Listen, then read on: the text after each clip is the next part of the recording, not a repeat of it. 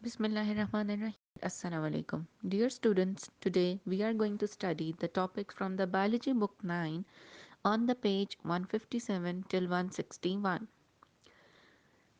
Kindly take out the books and start noting down the points.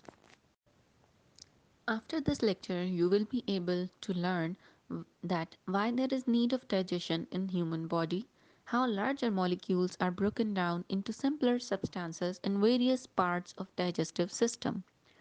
What is the role of oral cavity, pharynx, and human stomach during the process of digestion? Dear students, as you know that our cells require smaller molecules which can cross cell membrane to enter cells.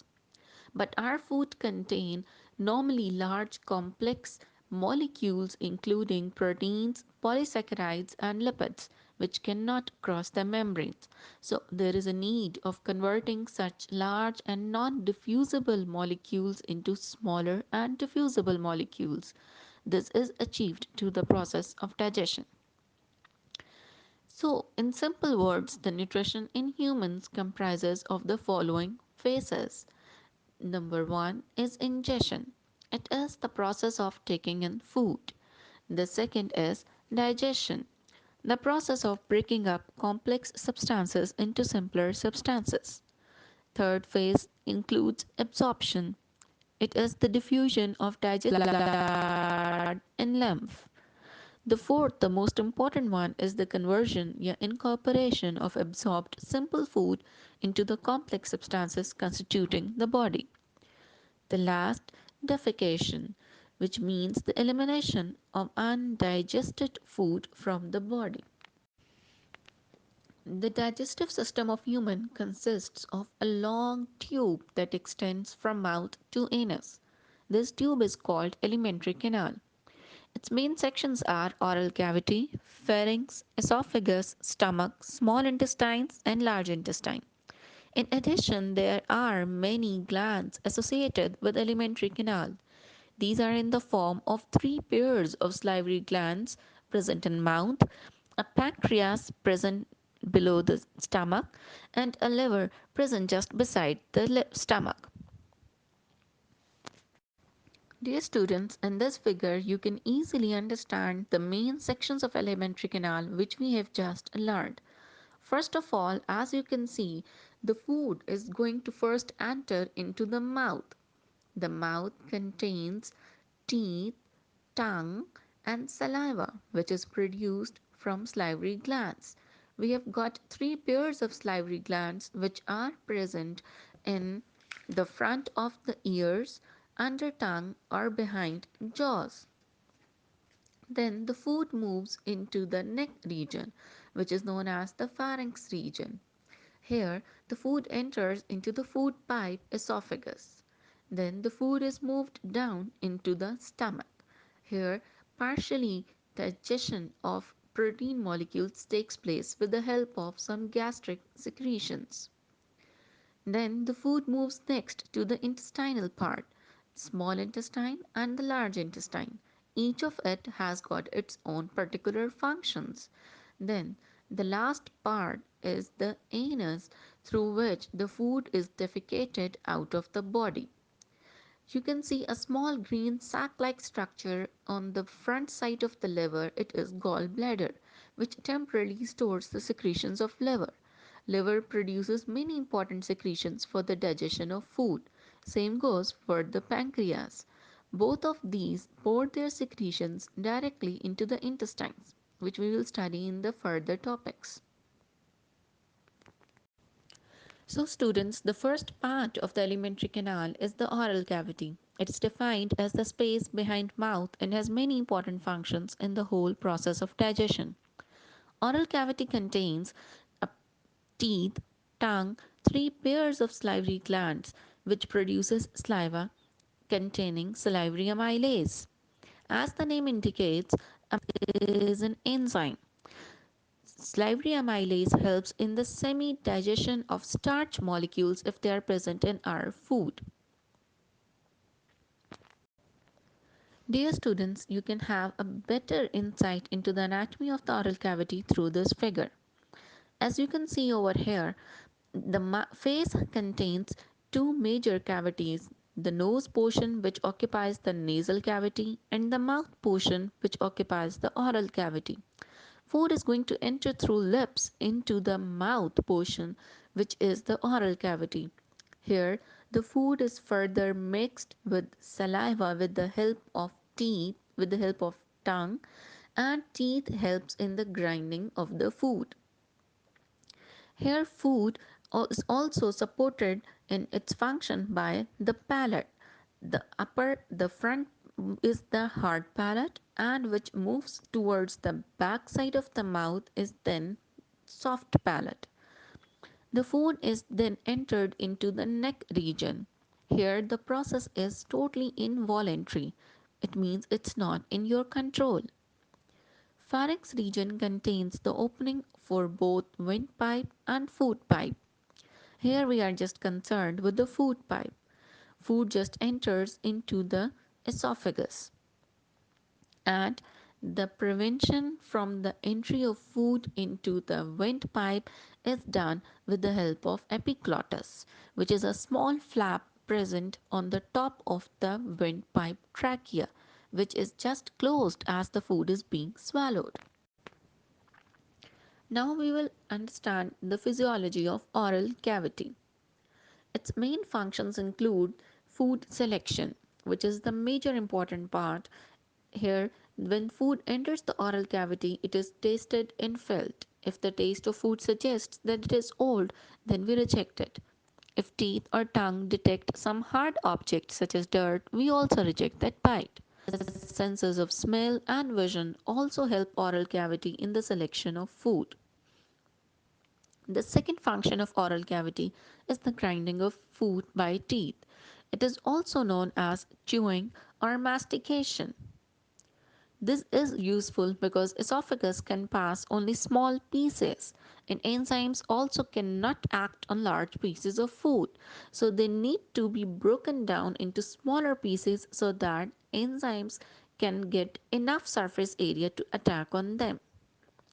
The third most important function is the lubrication. The chewing process stimulates the three pairs of salivary glands to release a juice called saliva in oral cavity. Saliva adds water and mucus to food, which act as lubricant to ease the passage of food through esophagus. The next function is the chemical digestion. As the name indicates, here a chemical is involved, which is a salivary amylase present in the saliva, which helps in the digestion or the breakdown of the starch molecules if they are present in the food. Here it is noted that only the semi digestion of starch molecules is done. Starch is such a large complex polysaccharide, so it needs to be first broken down into smaller or shorter saccharide molecules, which is done by salivary amylase in the oral cavity. Then, the last important function of the oral cavity is the bolus formation. During the process of chewing, lubrication, and semi digestion, the pieces of food are rolled up by the tongue into small, slippery, spherical mass called bolus. We swallow bolus and push it in esophagus through pharynx.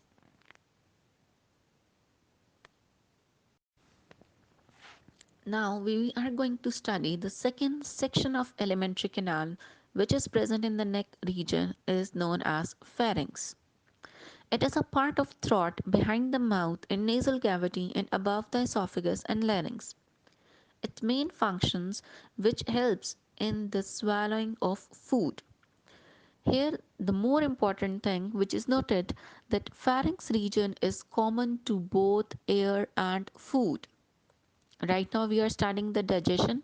So we are just concerned with the food molecules, that how they are going to pass through the pharynx region and then enter into the esophagus. Pharynx region contains both food pipes and windpipes. As I told you earlier, windpipe, it has got its upper part known as the glottis, which is covered by epiglottis during swallowing of food, which prevents the entry of food molecules into trachea. If by mistake food is going to enter into the trachea, then what is going to happen? choking, which is not good for the body. So it needs to be prevented, and the food must have to directly enter into the esophagus. The major role of pharynx is in the swallowing of the food. So, for the better understanding, we have divided the steps of swallowing in small points. First of all, during swallowing, bolus is pushed to the back of mouth by tongue. When tongue pushes bolus, the soft palate also moves upward and to rear. In this way, the opening of nasal cavity is closed. Then, when swallowed, the bolus passes pharynx to enter esophagus. Pharynx has adaptations to prevent the entry of bolus particles in trachea. So during swallowing, larynx moves upward and forces the epiglottis into horizontal position. Thus glottis, which is the opening of trachea, is closed. The beginning of swallowing action is voluntary. It means it's in your control, but once food reaches the back of mouth, swallowing becomes automatic, which is not now under your control. Now, after being swallowed, the food is pushed into the esophagus, which is also known as the food pipe. It connects pharynx to the stomach also. Neither pharynx nor esophagus contributes to digestion, and the previous digestive actions of saliva continues. Here, it is very interesting that how food is going to move through the esophagus and then it is going to enter into the stomach. There must be some pushing or the driving force. So, how it is going to move? We have got a pink, very small, smooth muscles which lines the walls of the esophagus. Esophagus is basically 25 centimeter long and it's lined by moist pink tissues or smooth muscles.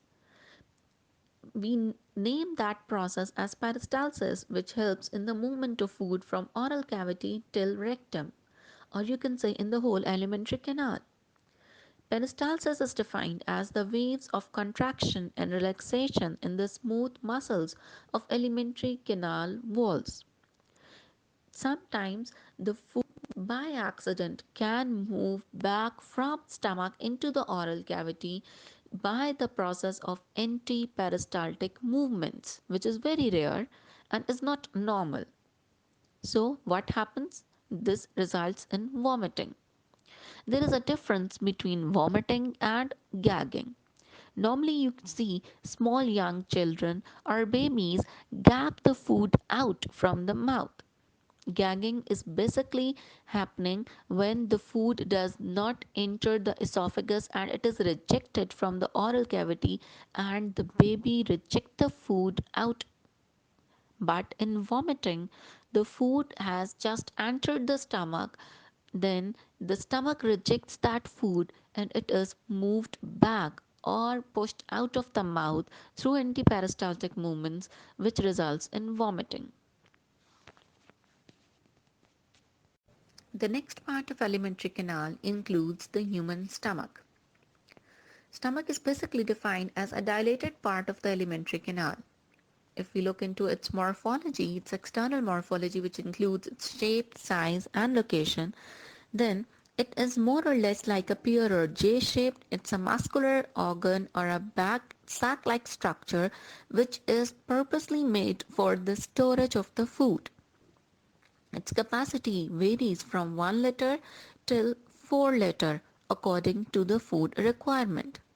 And it is located crosswise in the abdomen, or you can say it's present on the left side of the abdominal cavity just beneath diaphragm. Diaphragm is basically a muscular sheet which separates the chest cavity from the abdominal cavity. Here, the stomach is also divided into two major portions, which includes the cardiac upper portion, which is closer near to the heart, and the lower pyloric portion, which is closer near to the intestines. Cardiac portion also contains a small sphincter, which is also known as cardiac sphincter, which monitors the entry of food from esophagus into the stomach. The food from the stomach is going to enter into the intestinal part. So here again the food is monitored and the pyloric sphincter is serving the purpose for it. Pyloric sphincter strictly monitors that food can may never come back into the stomach from intestines. But cardiac sphincter sometimes does allow the back entry of the food from stomach into the esophagus only in the cases of vomiting or antiperistaltic movements. Here students, you can get a better understanding about the location and the shape and size of the stomach in your body. As you can see, esophagus is a small tube which is going to connect to the stomach. And stomach is a dilated J-shaped muscular organ which is then further moved into the small intestine. And the stomach is also located in your abdominal cavity.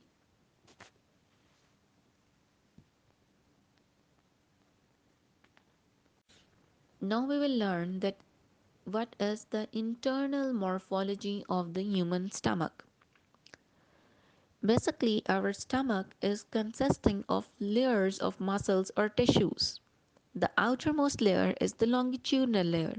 Then the middle one is the circular layer. The third is the inner oblique layer, which consists of the transverse tissues or muscles. The innermost lining consists of mucosa. It is densely packed with the gastric glands.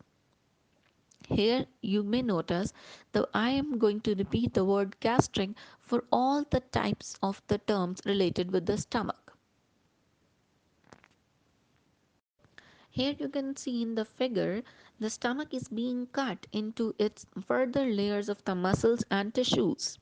You can better understand from the figure the outermost layer is consisting of the longitudinal tissues of the layers, and the middle one containing the circular, and the innermost contains the oblique muscular layers in the stomach walls. The stomach walls are we now calling as gastric walls. These gastric walls are densely packed with the gastric tissues and glands. These glands are found in the stomach wall, which are stimulated when food is going to enter the stomach.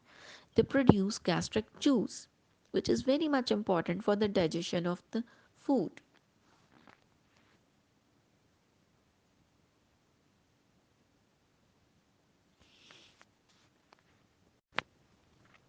Gastric juice is basically produced by the gastric glands through the walls of the stomach. It is composed of HCl, an acid, protein digesting enzyme, and mucus. Pepsin is a very powerful protein digesting enzyme which is released in its inactive form known as pepsinogen. It requires HCl for its activation. Mucus prevent the interaction of enzyme to attack proteins in the stomach walls. Because an interesting problem may raise over here that if pepsin is quite powerful protein digesting enzyme, then why does not it digest the stomach walls which are mostly proteins? So it is noted that pepsin needs HCl for its activation, and it is present in its inactive form pepsinogen. The mucus of gastric juice forms a thick coating over the inner walls of stomach and neutralizes the HCl there. So it makes pepsinogen difficult to be activated and to attack stomach walls. Here you can see in the figure as well that stomach walls or the gastric walls are activated, which are going to produce the protein digesting enzyme known as the pepsin. Pepsin is just meant for the partial breakdown of the larger protein molecules. Proteins are complex, large chain molecules, so they can't be further broken down in just single one step with the help of only one enzyme. So they need to be first broken down into shorter peptide chain molecules with the help of pepsin. But that pepsin also needs to be first converted into its active form from pepsinogen into the pepsin form. Now we will look into the physiology of human stomach or its main functions. The first function is the production of the gastric juice as we have discussed earlier. Gastric juice consisting of HCl, a very strong acid providing the ideal pH for the food in the stomach, and it also helps in the killing microorganisms if they are being present in the food. digests the protein portion of the food into polypeptides and shorter peptide chains. Mucus has also got its own function. The second main important function of human stomach is the partial digestion of proteins by pepsinogen, which may also be included in the function of the production of gastric juice. The third main function is the churning of the food molecules. In stomach, food is further broken apart through a process of churning. The walls of stomach contract and relax, and these movements help in thorough mixing of gastric juice and food. The churning action also produces heat, which helps to melt the lipid content of food. Here it may be noted that only the melting of lipid occurs in stomach, not the digestion, which requires proper enzyme. So the last main important function of human stomach is the chyme formation. The starch in our bite of the food and the protein which have been partially digested and the food has been converted into a soup like mixture called chyme. Remember, the food which was further moved from the oral cavity, we named it as bolus. And now after the digestion process in the stomach, we name it as chyme. After it, the pyloric sphincter allows a little mass of chyme to enter duodenum, which is the first part of the small intestine. Gastrin hormone. As the name indicates, gastrin, which means a hormone which is produced by the stomach walls or gastric walls. Basically, some quantity of gastric juice is always present in stomach when bite is an oral cavity. Brain sends messages to stomach walls to secrete some gastric juice. When food reaches stomach, more gastric juice is secreted according to needs. If there is little or no protein in food, stomach does not secrete more gastric juice. On the other hand, if more proteins are present in food, abundant gastric juice is secreted. In this case, already present gastric juice begins the digestion of huge proteins into peptides. These peptides stimulate some cells of stomach walls to release a hormone called gastrin. This hormone enters blood and is distributed to all parts of body. In stomach, it has a specific effect and stimulates the gastric glands to secrete more gastric juice. Now, dear students, few of the questions might come into your mind after this lecture. So, I have selected down those questions and I am going to answer them one by one. You may be wondering or pondering that how you can live without stomach or can you live? Then the answer is yes. Then in that case, the stomach functions are going to be performed by the rest parts of the digestive system or small intestines. Then the next question which may come into your mind that what happens to your stomach if you do not eat food for longer period? For example, if you haven't eaten the food like you are fasting, then if your stomach hasn't get the food for more than 8 hours, then it is going to digest the stored glycogen or the stored glucose food molecules which are present in the liver or the stored fats. So you are not going to die if you are not going to eat for longer time. It's interesting. Then you may wonder that how long does food remains in stomach? Basically, it takes 2 hours approximately for the food to remain in stomach and perform its major parts and functions. And you may be wondering that what are the main disorders of stomach? It includes the gastric disorders, ulcer, might be cancer, and many others, which we are going to study in the further topics.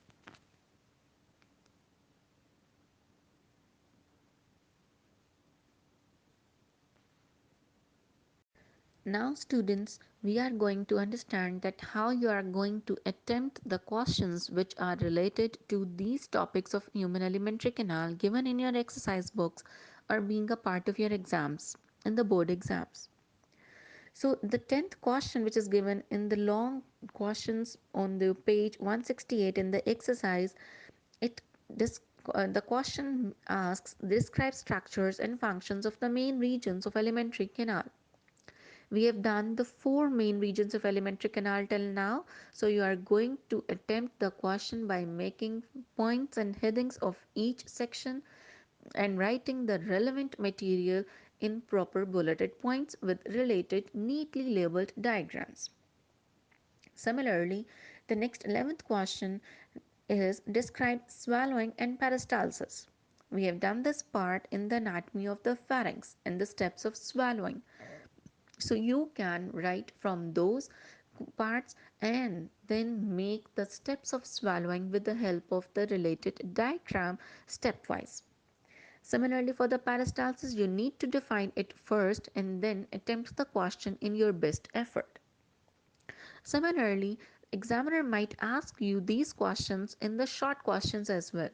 So you need to understand what examiner is asking. Either he is asking you to define, describe, or make down the steps, or he is just asking you the main structure or functions.